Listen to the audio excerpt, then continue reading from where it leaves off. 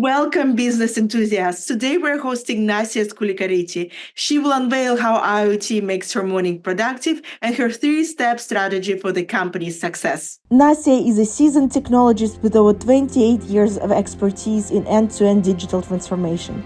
She specializes in driving operational efficiency and revenue growth through IoT, AI, and cloud services. Nassia, we're so excited to have you here today. You are an IoT queen, and I can't help to get started our interview about IoT. Tatiana, it's a pleasure. Thank you so much for having me be part of this wonderful community that you're creating. Happy to get our conversation started and see where it takes us. Amazing. So we have 6 questions for you. You could give us the number and I could pronounce the question. Oh, wow. I have a choice, huh? Let's start right in the middle, number 3. Let's see what number 3 has in store. Imagine you have access to a magical IoT workshop where anything is possible. Design an outrageous IoT gadget that combines 3 random objects from your surroundings right now. Okay, so when my Apple Watch, is connected to my coffee machine, so the moment that I wake up, the coffee machine is brewing the coffee, right? And at the same time, my watch is connected to my Apple TV because it's an interconnected. Yeah, I have an Apple ecosystem because it synchronizes quite nicely. And it puts my favorite music to play. And then it reminds me, Siri or whatever assistant I'm using, okay, Nassia, stop being a lazy bum and get out of bed and do your exercise. And as soon as you're done, your coffee will be ready. As soon as I'm finished with my workout and, having my coffee, then my blender is making my smoothie and my toaster is cooking my toast. That's the simplest things. And I know it sounds like a big cliche, but imagine how easy and how more efficient, how much time it will save us. Then we will not have to worry about, I don't have any time to exercise. The 15, 20 minutes that it takes us to make breakfast, it's already taken care for us. And not only that, then the calories that we consume and the calories that we burn from the exercise is automatically going into an application and it connects with your health app, whichever health app that is.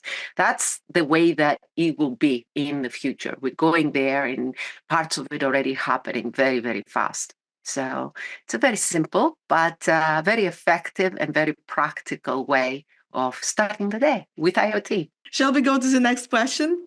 Let's go for 2. If you had to create an innovation bucket list for business leaders, what are 3 must-have experiences or initiatives you would include and why? That's a fabulous question. I'll tell you what I'm seeing with the leaders that I'm talking to on my day-to-day life.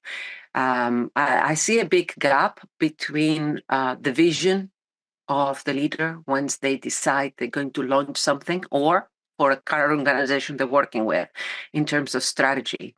So the idea was there, the vision was put together by the strategy team or the leader themselves, and then things happen.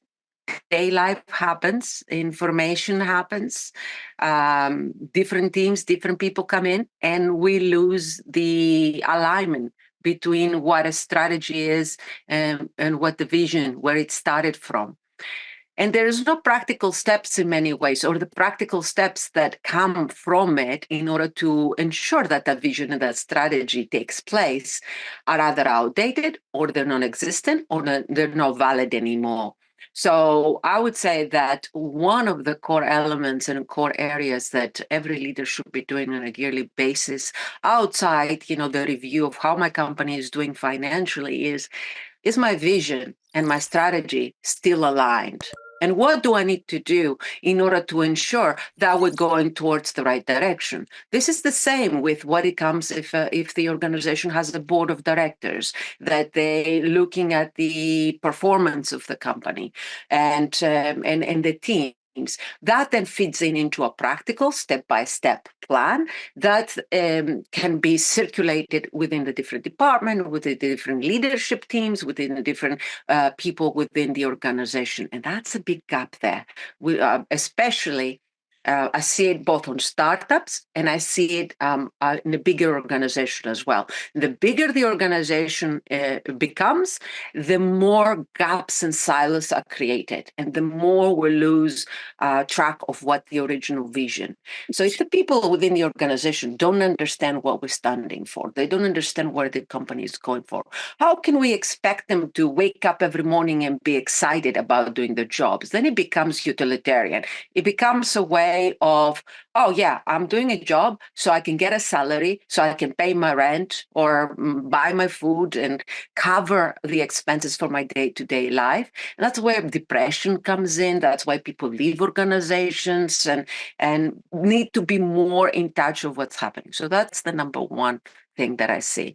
Number two is, again, around operational efficiency when it comes to processes.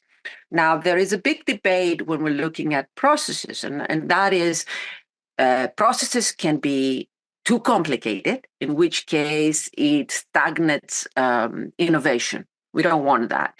It needs to be, processes are necessary in terms of like outlines. How are we going to achieve X, Y, Z?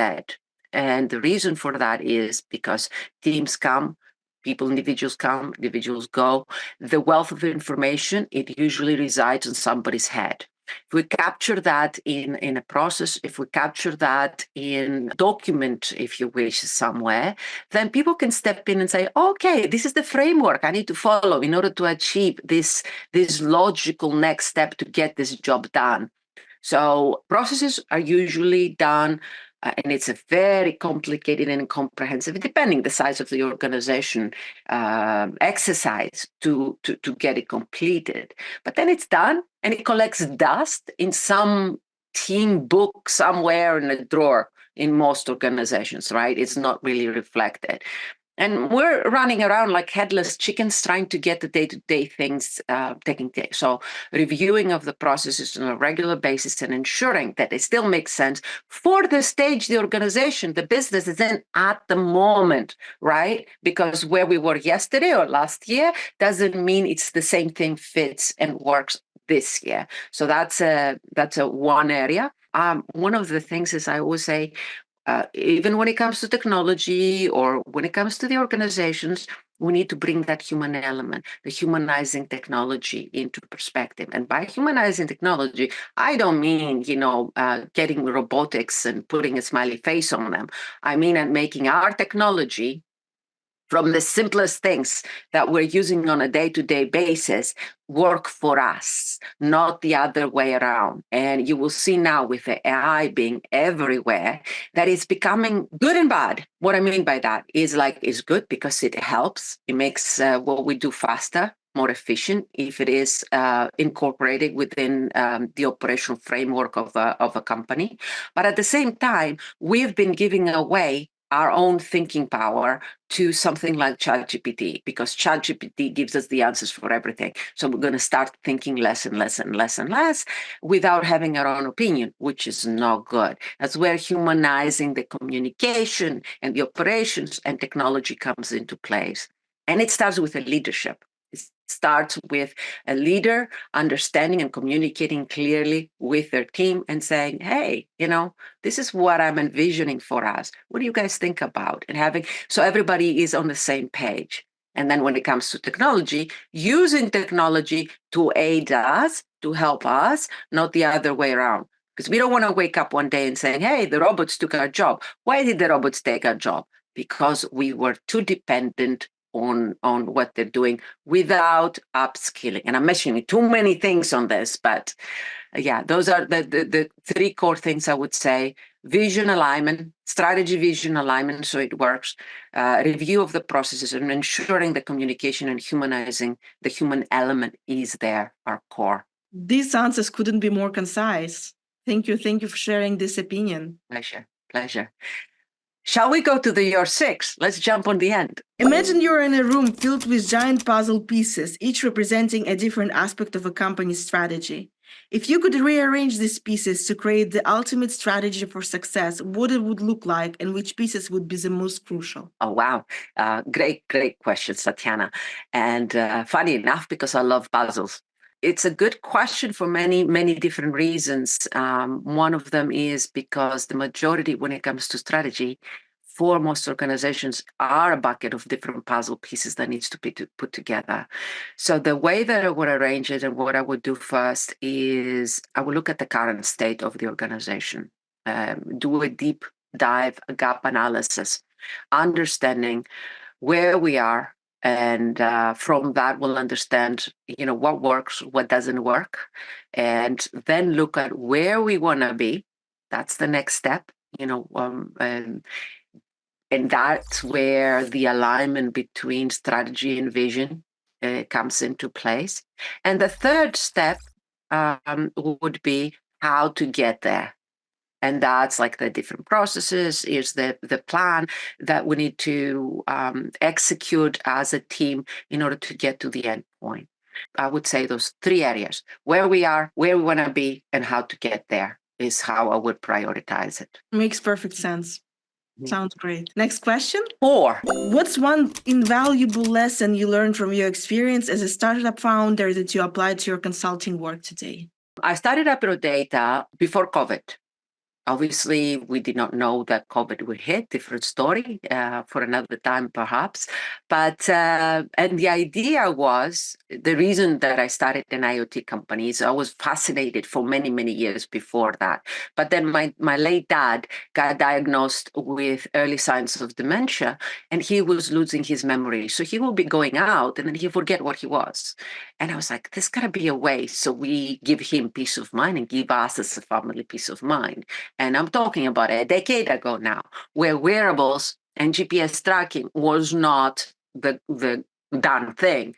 So I was investigating, how can I help solve that problem? So it always starts in solving a problem that we have. So that's how I also started. Never anticipated in all this time that I would be creating software platform for IoT, for instance, which we have, and it's a wonderful. Infinity Core is a really nice platform. But we're talking to customers, and I saw there was a siloed or a gap in the industry, because a lot of them, they were addressing very siloed approaches into how the technology of the interconnected things put together. And so Nassia decided, okay, I'm going to do it. I'm going to solve this problem, and cashed out my life savings, self-funded the organization, hired a bunch of developers, and there I go. I start building a company. And COVID came. And with COVID, a lot of the projects that we were working as a very small organization were put on hold. So you're like, okay, what am I going to do? Obviously, I have a team. I have to pay their salaries and continue. And because COVID came, it doesn't mean that the dream is gone or the need is gone. So that's where we also pivoted into services as an organization, which involved consulting, end-to-end evaluation of the state of the organization, both on IoT and digital transformation. So basically enabling organizations, both within our telecommunications community and on the enterprise and startup work, that want to get into the connected world. They want to get product out. They want to understand how to do it. So that was the whole core thing. But lessons learned is that most people give up way, way, way too early.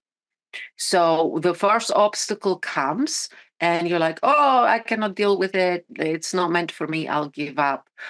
Most of the things in most organizations and startups take time to put together, and you don't see the upside until you're like 4 or 5 years down the road. There's very few organizations that they come in and immediately they're an overnight success. And even those who we think that are an overnight success, it's a lot of work, many years in the making through their entire career before they get to the point, and there is many successes and many failures in between. So for me, patience and perseverance were things that I didn't anticipate it would be as immense to tackle. At the same time, I realized that as a female entrepreneur, as a female leader, I came across different obstacles that I thought in this day and age they wouldn't exist. Even if I would talk to somebody about funding, they would say, "Oh, who's your co-founder? Go get a male co-founder, and yeah, we'll fund you." That was an interesting one, which is So they and said that to you straight to your face. straight to my face. Wow. Straight to my face, indeed. I had that. That's why I'm still self-funding everything, because I was like, okay, that I don't want to work with people that they don't value me for who I am and what I do, and I need to have, I'm not saying that women or men are better, or we're different, and we can work very well with each other, but that was unnecessary. So in terms of lessons, that was an eye-opener, that even though with everything that we've been experiencing, and there's still those biases that we have to deal with as females. And I'm certain men deal with their own biases, but I'm talking from my perspective. So having to deal with those conscious and unconscious biases, that was a big lesson. Also, people who I expected that would be my supporters, because they've been there in my life all along, they weren't the ones that helped. It was a big eye opener. It was people that either I had just met or I didn't expect at all that would be very supportive, that in the end lended the support that I needed to keep going. So that was also a big lesson. The biggest one, Tatiana, overall, is to stop undervaluing me, my knowledge, and what I can bring to the table. And I think that's also a female trait, that we feel more of the imposter syndrome that perhaps men do. And that was a big lesson for me, to say, no, you don't have to undervalue. You don't have to undercharge because you feel like, oh, you can do the work in half the time. And no, our value is the same. So we can embrace that and stand up